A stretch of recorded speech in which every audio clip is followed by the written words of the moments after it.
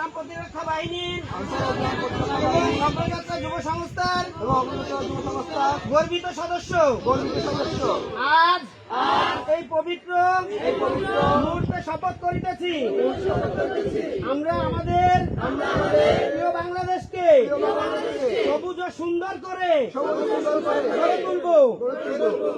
আমি এবং সবাই মিলে গাছ লাগাবো, গাছের যত্ন নিব এবং অন্যকে গাছ লাগাতে উৎসাহিত করব। আমরা জানি গাছ আমাদের জীবনের জন্য খুব প্রয়োজন। গাছ আমাদের ছায়া দেয়, খাবার দেয়, বাতাস বিশুদ্ধ করে এবং পরিবেশ রক্ষা করে।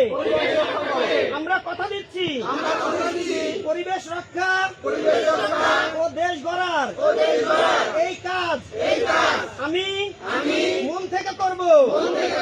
সবুজ বাংলাদেশ গড়তে আমরা সবাই একসাথে কাজ করব।